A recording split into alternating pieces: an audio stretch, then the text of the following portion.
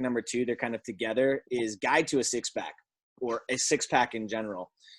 I have to admit, like, it kind of, I don't say drives me crazy, but it's just like, I don't know if people really understand what it takes to get to that leanness, get to that, I guess, materialistic look that you see on like a men's health magazine, or, you know, women's health magazine, or just, you know, that look.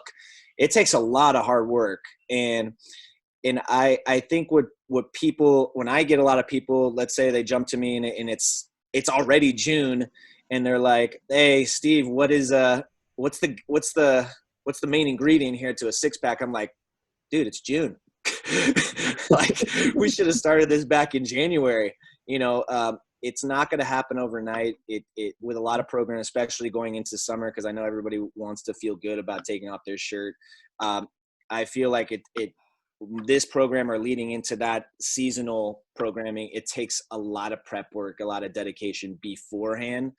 And I think one of the biggest components above anything else is actually, I know corny as hell, but what you do in the kitchen is going to be ultimately the key goal to that programming. Linz, what do you think? What do you think, or when you hear people bring this up, what's kind of notions that pop in your head right away, and you kind of bring it back to reality? What do you say? Because I know you got a smile on your face. Yeah, anytime, you know, anybody sees a fitness professional, it's automatically like, "Oh, do you have a six-pack?" But true, it's so true. People don't understand how much work goes into having that six-pack, how much you have to have your nutrition in dial, how much you have to have your exercises in dial. A few things that always spin me to the right are like all the bad advice that's out there for getting a six-pack. Like, "Oh, eat these special foods, eat spicy foods. It's going to help you burn more body fat," or "these supplements help me." No, it really just dials down to getting yourself in a caloric deficit and training that muscle like you would any other muscle. Yeah. And I think the biggest thing too, before I jump onto Mark and Glenn, because I know they're chomping at the bits to just add their 2 cents in, which is really cool. I think one of the biggest things that I kind of like jump on is like, what about other body parts? Like, what about the neglect of, like, I call it actually back abs. Like, I don't know about you, but like, okay, 6-packs and everything like that, or a nice stomach, if that's what you want to call it, looks great. I understand it looks great, bathing suit, all that stuff, but there's something about having a lean back too, like a sexy physique from the back and having strength through the back. Corey, thanks for jumping on, brother. I appreciate it. Absolutely. Glad to be here. My man. So I think there's something about that. I don't know if people agree. Like, I know that's kind of one of those things where it's like, yeah, I guess that looks good. But I always tell people, what about strengthening the back half of yourself? So for everybody that hopped on, we're talking about summer programming, some of the things we hear from clients, what time we hear it jumping in a program. It's like, okay, we have a month until summer hits, and all of a sudden they want to get like a beach body physique, and it's a little overwhelming, and it really is all about the prep work. Mark, I'm going to kind of jump to you because I know you're just highly educated. I know you've been in the field for a while. And I know you've had a bunch of people come up to you, colleagues or otherwise, and talk to you about this. "Hey, Mark, let me know the secret," or "what can you give me?" What do you usually fire back with, or what is something that you're kind of like, "Whoa, pump the brakes. Let's kind of talk about this, that, and the other." You kind of hit the nail on the head. Abs are made in the kitchen. You know, that's just a matter of body fat. And you know, when it comes to like interacting with general members of the general population, when it comes to having goals that they feel really strongly about, they've probably seen lots of people on social media get 6-pack abs in 30 days. And so there's going to be a lot of misinformation about false testimonials. And then they come in with a lot of preconceived notions. And then we tell them, okay, well, it's going to be taking you a whole lot of time with a whole lot of discipline to get there. And then you have to maintain that discipline if you want to stay there. So it's one of these just frustrating things that goes into like the block of being a professional trainer, where we know like the science is behind yada yada. But the general population has so many misunderstandings, it just feels like we are just correcting them and telling them what they don't want to hear. So yeah, I mean, I just kind of rambled on there for a little bit, but No, yeah, it's a matter of weight loss agree. over. You rambling makes me excited. Just the fact that you agree with me too. That's always a good time. No, but I totally agree. Like, I think the one thing above anything else is I think it's very important for people not to look at something like a picture or wait too long to just jump into a program. A lot of people, like I said before, a lot of people, besides just the nutrition part, is I think it's very important for people to understand, like, the body doesn't change no matter what it is or what time of the year it is, like, overnight. I think it's one of those things where you definitely have to be like, okay, what is my ultimate longevity goal? And let's just say the one all be all is I like to see in the next year, 6 months, 8 months kind of time range where summer hits, I'm going on vacation or something like that, and it's leading up to something, but the time frame before it is very, it's longer. Corey, what about you, man? Like, Corey's an old client of mine. I'm glad he obviously jumps on, pays his dues to the show, and I love it. Corey, when you kind of, I know six packs and everything like that isn't maybe something that you're shooting for, but maybe a slim stomach and you kind of go for that. What is some things that you kind of do to, I guess, prep yourself for summer, if anything? Because I know, you go on vacations. There might be times where you're like, hey, I want to look good. I still want to look good for people and myself. So what do you kind of go after? Was that comment because you've seen me with my shirt off and you know that six packs aren't really on the menu for me? I mean, is that brother. So? I jump on today and then you're taking a shot at me, and Hey, yeah. I want to keep it real, and I want to stir the pot with you. And look at you, you got a reaction. I think I've learned over the years that all things kind of in moderation. I think in my younger days I would go off on various kinds of tangents because that's what sells nutritional books and diet books, and it's easy to go off in a direction, but that's not always necessarily the healthiest thing. And for I'm pretty disciplined, so I can do anything for a period of time. But then if I don't see the results that I'm looking for, let's say I give it 6, 8 months or 9 months or a year, and I feel like I'm just kind of beating my head against the refrigerator or against the wall. I think there are many ways to so-called skin the cat in terms of getting yourself into what looks like fit shape. That doesn't mean you're healthier, I think, from what I've learned. You can just, you could eat, I think, all the junk in the world, but as long as you put the miles in, you're going to get a six-pack of some kind, and you're going to develop your legs, you're going to develop your arms. Or I think these days my belief is in conjunction with a good and fairly healthy diet, right, and a reasonable amount of physical fitness and exercise, for me, is what I think is the best recipe, and not go too far off into any particular tangent. You hit some key points on there which really hit home for me across the board, not just like one particular category of fitness, health, mindset, whatever. In moderation, like in moderation, you said. I love that because it's more controllable, I believe. Like, let's say someone wants to change their diet and they're listening to us right now and they're like, okay, I'm going to throw away everything in my refrigerator. They told me to eat broccoli, and I'm just going to do that. I'm like, whoa. That is too much on the one side. It's like, you know what? Maybe you have a bag of chips for lunch. Okay, let's make a small change. Let's adapt it to a moderate change of moderation to let's change it into an apple. All right, cool. Now we're kind of changing our ways, and we're not going from one side to the next. It's very controllable. I have a next thing for you, Corey.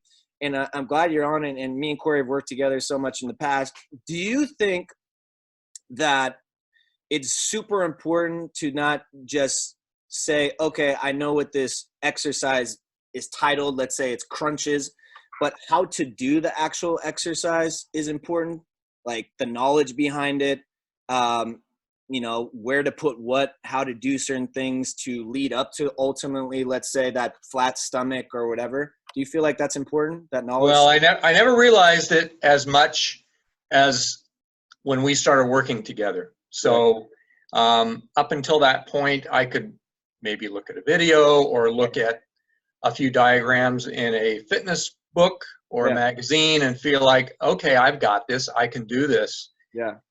When we started working together, you really made me realize the importance. And I've said this many times to my family members. Yeah.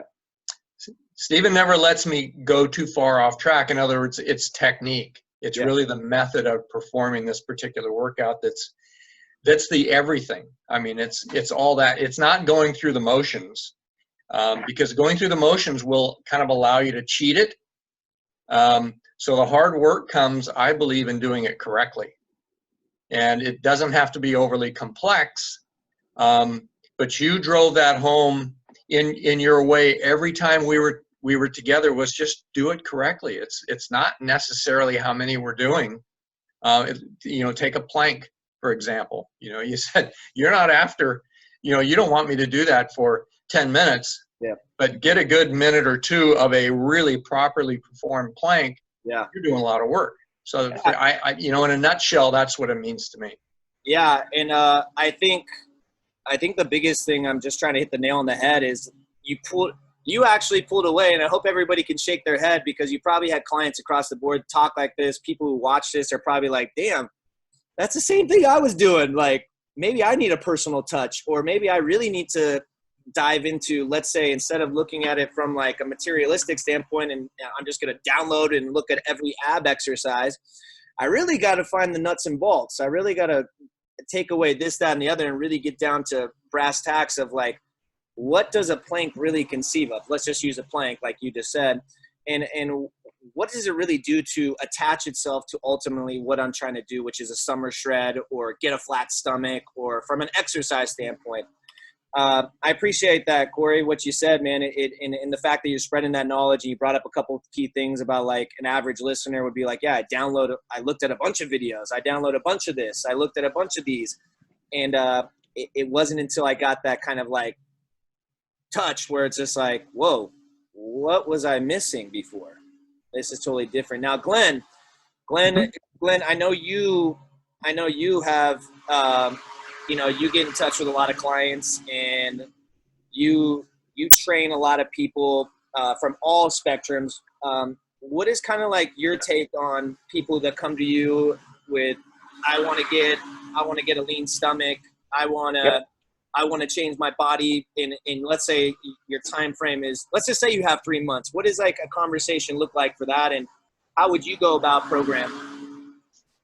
So I absolutely love that. It is possible for someone to be unhealthful in the way that they go about this. But when I hear someone say six pack, what I hear is, I want to take it to a really high level. So someone who's got a six pack, maybe if you're a bodybuilder, that's a goal, but usually it's a result. And it's a result of a really high level of athletic activity, which is either going to be semi-professional or professional. We're talking 6 to 16% body fat in a man, 14 to 24% body fat in a woman. And as everyone has said, that's a lot of work. We're talking about at least a part-time job. How long is it going to last? As long as your job does, right? So the people I know who've got six packs, most of them are professional athletes in the circus. That's like my big thing that I love. Yeah. And yeah, of course they have six packs, because you're talking about hours a day, right? Of and a really careful diet. And then what I usually say to folks who are interested in this is, how much do you want it? I've had people who are very fit, very healthy, come to me and say, I want the six pack, and they don't mean it. Yeah. Right? We go for 2-3 hours, and pretty soon it's like, actually, I don't want that because it's just too much work. But if you do want to put in that work, well, the fact of the matter is, unlike a lot of things, like in Hollywood, becoming a famous actor is really hard. You can get the six pack. You can get it, and you can be that fit athlete at that level if you want to. So when someone comes to me with that challenge and they're serious about it, I love it. I think, can I step in on something? Also, I just thought of something. Oh, Mark, you got a smile on your face, so it's got to be good. Okay, tell us. So, like, I put getting a six pack in a really big category of things that are hard to do. Mm-hmm. And when it comes to like getting a gold medal or getting very low body fat or winning in a competition, a very big outcome, it's not just what are the things that you are going to do. Right. There's going to be what are the things that you're now going to say no to. Right. So on one end, it could be, okay, you need to change the volume of exercise that you're getting into. Not that fat loss comes from exercise, but okay, how are you going to increase calories out? What's your plan? Yeah. Also, goodbye whiskey. Are you ready to give up on luxury items and maybe use? Very well said. I was just. Are you going to be willing to get 8 hours of recovery, get 8 hours of sleep? So on one end, there's the things that you need to do. Yeah. But then there's going to be the willing costs to one's social life as well as convenience and luxuries. It's so funny that you bring that up. So, I train a couple buddies right now, and they're your buddies, right? They're your friends. They're the social gathering you're used to, and that's the very first thing that they kind of were like, damn it. Like, I have to, because most of them are like, hey, the same thing. They're getting ready for summer. They're going on vacations with their wives or significant other, or we're getting in a social atmosphere where maybe outside the sun is shining and it's game time, it's showtime. And they're like, we're training, and they're like, a lot of them want to lose weight, thin down, whatever. And or just get a flatter stomach. And the first thing they told me is like, damn, I have to give up this. And I'm like, you better believe it. Like in all moderation, like I'm not saying completely go cold turkey, but cut it back quite a bit, because I know it can fluctuate so quickly. If let's say you go off and you're killing it for a week and you're feeling slim and all your exercises are going great, you're doing very well, and your nutrition's on point, and all of a sudden next week comes and you're like, you know what, I'm going to treat myself. And all of a sudden it could easily go from, okay, I can see a little bit of definition and yada, yada. And all of a sudden you add some components like the drinking or whatever. And then the after effect of like, oh, I'm going to eat these chips. I deserve it kind of thing. And all of a sudden it can be erased, and the definition that you saw can be depleted really quickly. And trust me, it's happened to me. Like, don't get me wrong, I've gone through this too, and I'm sure a lot of us have. Where all of a sudden it's like 2 weeks in, we're killing it, and all of a sudden it's like we're seeing the definition, and boom, the diet changes, or those luxury items make everything go back to, I wouldn't say normal, but back to like, man, they do make that much of a difference in it. Do you guys remember this board game called Chutes and Ladders? Yeah. Oh yeah. So like you spend the entire time like, trying to get your ass up there, but you fall into one chute. Yeah. And it just, right, you have like 2 margaritas and like, crazy Mexican food, and that will just bazooka the shit out of 9 days of tennis. Mark, are you talking about your Friday night? Yeah. No, I get it. I totally get it. I think a lot of the people that are going to view this and we're social creatures, unlike now. I mean, a lot, this is about as social as some of us have gotten, but like, we're definitely social creatures. And sometimes our disciplines are put to the test when we go and socialize. And yeah, there's been some times, I'm sure you guys can all shake your head, where you're like, man, I don't really want to drink right now. Like, I don't want to have that extra, I don't want to have that extra chips and dip. I know the after effect. I've been smashing it in really working as hard as I could, following whatever routine it is, and learning and testing my knowledge, and things are really starting to flip. And all of a sudden I know if I go down this rabbit hole that Mark was just saying, like a margarita and then this and that and the other on a Friday night, all of a sudden the after effects the next morning or even the next couple of days will be like, damn it. So good though. What's up? So good. Oh, it's so good. It's so good. That's why it's so tempting. That's why I don't have a 6-pack. Hey, there you go. That's what I'm saying. That's how fast it can fluctuate. But I mean, Lindsay, what do you think on, like, have you ever gone up against any obstacles like that? I know that you train like an animal, and I know I know that your programs fluctuate quite a bit. Have you ever personally like been like killing it and all of a sudden you have temptations, like you're getting close and then you see like, I really got to train nutrition or something like that? Have you ever gone through struggles? Yeah, I mean, I think it's sometimes okay to give in to your temptations. However, I don't want individuals to see food as something negative, right? Like, oh my gosh, like I just can't have this because I'm so close. Like, it's okay to have a little bit of whiskey or a margarita, but Yeah. what I like to do is after I have that, I don't punish myself with exercise. It's Yeah. also important as well, but I just know that this might slow me down a little bit. So I really try to weigh the balance of that. I'm either going to give in and just bite the bullet, or I'm going to reconsider and try to substitute it with something else. Yeah. Yeah. And I think, and that brings me to like the next category, next topic. I know we've been kind of lingering from one to the next, but I think like dieting or nutrition or anything like that, I don't want people to think that either. I don't want people to think that it's like this, like, oh my God, I can't eat anything. I can't move or else I'll mess everything up. No.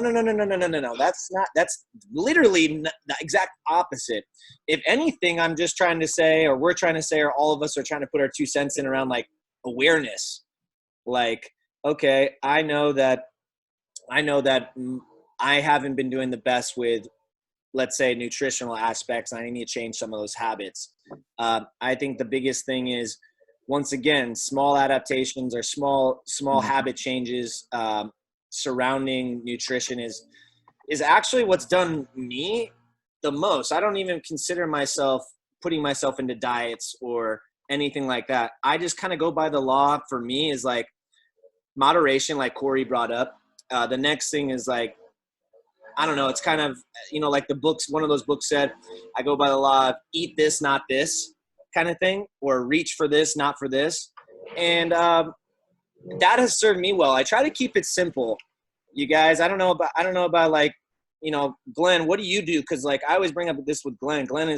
If you don't know much, Glenn is like slim, trim, definitely a great physique. If you don't mind me saying so, Glenn, I don't. That's okay. his head just got twice as big on that comment. And Glenn, I know from the vegan standpoint, I mean, what are some of your temptations that you go through personally? Do you ever kind of go like, wow, I want to reach for this, but I really know it's kind of going to have an after effect?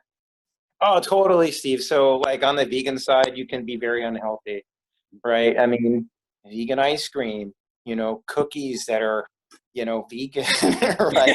I mean, you can use a lot of substitute fats that, are like butter, and they're just this like, diet cheese is full of fat, right? So absolutely, I think regardless of what diet or what sort of dietary preferences one has, I completely agree with you.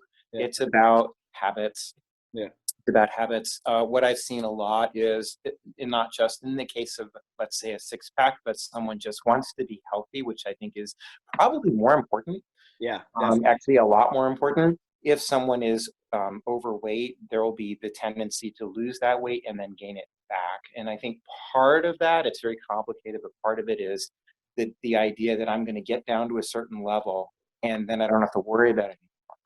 Yeah. Now, what you're saying is, nope, it's going to be little changes over time, and they're permanent changes, right? Yeah. So that's how I totally agree with that too. If it becomes part of your lifestyle and it's just something you always do, Yeah. Maybe hypothetically, I'm not saying that we want to do this, but no cheese on my pizza. Yeah. If I just decide to use salsa instead, well, I've made a change that's going to make a big impact, whether I want that particular solution or not. It's funny that you said the vocab lifestyle, because I think of you and I think of like, okay, because we put diets and stuff, and diets get thrown around, and vegan and, all this stuff gets thrown around. I think when I think of you and I think of the word like diet, vegan, and I think of that more when it reflects to someone like you, Glenn. I'm sure there's going to be a bunch of people out there just like this. I think of lifestyle. I think of you not just being like, hey, Glenn is vegan for 3 months because it's summer shred time. I'm thinking like, damn, how long did you do this practice? Like, how long did it take you to implement something in small doses or moderations. And over time, now it's like, well, summer for me is all year round. That's like, that's my lifestyle. Vegan is not a diet anymore. It's more like, hey, I just base my life in the habits I've created over time surrounding this modality, which is going to be being a vegan. And I think that's really exactly the nail on the head we're trying to contribute to this whole conversation when it comes to like the six pack or programming in general, going into a seasonal event like summer or taking your shirt off or nutrition. Like, I think all of us can agree, like what we're trying to create for ourselves is longevity, like lifestyle changes, not just like fads or the seasonal stops. And then all of a sudden we go back into, okay, I'm going to try something else. Do you agree with that, Corey? Like, do you feel like for yourself, when you think about changing your body or anything, do you think about the long haul, or do you think of it as more as like, I just want to do it for a seasonal thing?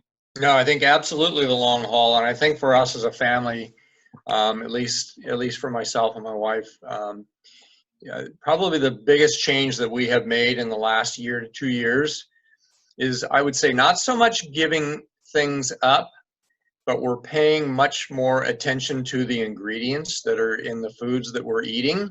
And so now if I'm at the store and I'm selecting things to put in the cart, I'm looking at ingredients, not calories necessarily. But if it has 20 ingredients on the label, I'm probably putting it back on the shelf. So I don't mind consuming some fat. So again, for me, that's kind of the balance of life. I want to enjoy things. I'm at a stage in my life where I'm not ready to just give everything up. Of course. What I'm putting in my mouth, I want it to be healthy. If it's going to make me fat, I want to know what's in it that's making me fat. Oh, it's pure cheese or it's pure butter, and I've chosen to use that. But it isn't soybean oils, and it isn't canola oils, and it isn't a lot of things that may be considered these days maybe unhealthy. So that's where we're really spending most of our focus on the foods that we're eating. That's good. I love that. And obviously, we got plenty of people on here, great, brilliant minds, have had bazillion of clients just like Corey, who we hope that you can reach this level of awareness. Like that's awesome that you're doing that, because obviously we know from some of these great minds on here that a lot of these things dive deeper than just what surface level is, like nutrition. Like when you put an apple inside your body, like the actual chemical breakdown of what its purpose is and what it's doing and what category it falls under and how much energy it contributes to just keeping you functioning. Like there's so much more to that. Obviously we're not going to get into that aspect. We'll put some more videos on that onto our YouTube page, and you guys can go and check that out and spread the good word about that. That's more instructional and a little bit more science-based. But we're getting down to the last like 7.5 minutes. I kind of want to open the floor to anyone and everyone around these topics. Some things, maybe a question, a concern, around this, and we can kind of bounce some ideas back and forth. So anybody can jump onto the table right now. I don't mind who wants to step up. Yeah, before we close this out, I would like to leave you guys with 4 things. And these are 4 things that I find essential that I like to teach when it comes to shredding body fat, something that is really personal to me because I used to be overweight while going through college. So I understand that it's a long process. But the first thing, it's the most important. You got to have patience. You didn't put on X amount of weight in, 2 days, so it's not going to come off in 2 days. And the journey is going to be tough, but overall, it's going to be very much worth it. And you'll start to become a better person out of yourself through that. Next thing is going to be, anytime it comes down to trying to shred body fat, it's going to be keeping yourself in a caloric deficit. So that is, let's say I'm eating 2,000 calories. Let me slash that by 250, and now I'm teaching my body how to run on 1,850. So from there, your body will then not be needing as much energy in order to function. So you find yourself eating less, which will help you in turn start to lose some inches, start to lose some pounds, start to lose some body fat. Next thing, if you're going to focus on any macronutrient during this time, let it be protein. Muscle is going to be that building block for you. It's going to help you burn the fat a little bit more as well when it comes down to your metabolism, not trying to get too much into the science portion.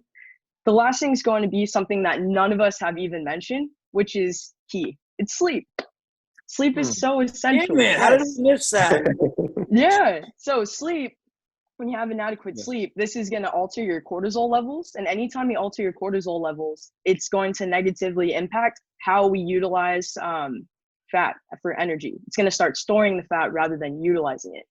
This can also dictate where fat gets put on the body as well. So get adequate sleep, eat your protein, take care of yourself, be patient, and overall, you'll start to have that longevity or that physique that you're looking for. Love it. Yeah, that's freaking great. Damn it, Lindsay. I knew we were missing something, and you just jumped right on it. I knew it. I mean, I kind of don't want to say anything now. That was such a good point. I know. God. What an exclamation point. Like, took this like wind out of my sails. I was like, oh, but that's why she's my partner in crime. That's beautiful, Linz. Well put. Exactly right. Mark, if you want to say anything too, man, this is the time. Yeah, I've actually so I'm teaching a course in like weight management right now. And, you know, so many of us are just sedentary because we just have the inability to move much more than before, right? So like the pandemic has been a little bit of a multiplier to sedentary lifestyles. And so a lot of people kind of coming back into the gyms when they open up in some format are going to be much more charged to want to lose weight. And a really good moniker that I abide by is meet people where they're at and then take them where they want to go. And oftentimes individuals that wish to lose weight have false expectations of the process. And those false expectations would be the purpose of exercise is to drain the battery. Like how many calories can we milk in an hour? Right. And then diets have to be extreme.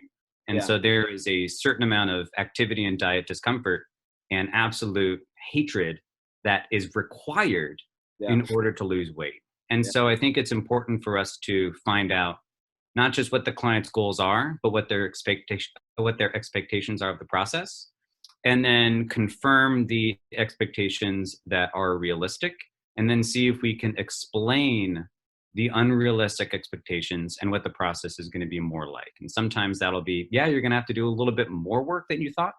And oftentimes it might be a little less work than you thought. I think that's all great points, man. And we're down to our last like 3.5 minutes. I see Chris. Let's keep going. I got nothing to do. I know you got more up that sleeve of yours, Mark. I want to get some more interaction. I got Chris Torres on the back end of this conversation. What's up, brother? I'd love to hear from you, Chris and Nico. Obviously, you guys can jump in. We got 3 minutes, 15 seconds left. I really want to put an exclamation point on this. If you guys want to put in, topics or just exclamation point yourself, go for it. Yeah. Well, first of all, thanks for having me, guys. Thanks for being here, man. I really appreciate it. Yeah, I got my friend Stefan here. He was one of my top trainers over in Antioch. Stefan, you're the man too. Thank you. And we also have Nico on the line. He's one of my new personal trainers for Brentwood location as well. He can speak in a few minutes when I'm done. Pretty much, I just want to say thanks. I wanted to be kind of like, I've been trying to get on these calls for like the last 3 or 4 episodes now. Just kind of scheduling has been kind of hard for me. So I just want to be kind of a sponge on the wall and just kind of, hear what you guys are picking up and probably be more talking about the next topics next week. For sure, man. My main thing was just hopping on, just meeting everyone and being a part of this. Hey, I appreciate you guys being on this. I appreciate you guys giving the support. I hope you guys learned something today. Like, it's all about just being raw and really just speaking the truth. No script, but it's no problem for us because we know how to handle it, and we got a bunch of great people on here, and I love it all. Nico, one last statement, man. We're down to our last 2 minutes. You take the floor, brother. I'd love to hear from you. Yes. Thank you for having me, guys. Chris, thanks for sending this link out to me. I just want to say, like, I'm not sure if I came in late, but I think another key topic in, this realm of health and wellness and, weight loss and, retaining muscle and, all the goals. I think another key factor is, you can always hear those fads. You can always hear, do this, do that, do this sort of diet, do this sort of exercise. But it all comes down to, self-accountability. Yep. And I know during these hard times, this pandemic, the resources that we have aren't, readily available. But, it's you versus you. Yeah. At the end of the day, man, cut the crap. Like, it's not a lack of resources. It's a lack of being resourceful. Hey, Nico, I'm going to have to cut you off there. Dude, that was a freaking great statement. You guys are freaking awesome. Please spread the word. You guys mean so much to me. keep showing up, keep showing face, keep showing support. You guys mean everything to this business. And go join our YouTube channel. Yes, drop your emails. Drop your emails in the chat so I can get you guys it. the link. You guys are awesome. Keep coming in and spread the good graces, man. We'll see you guys next time. Yep. Thank you all. Yeah, no problem. Thank you. Yes, drop those emails. Don't leave until you send me over. Perfect. Thank you. Thank you. Thank you. All right, guys. See you next week. All right, guys.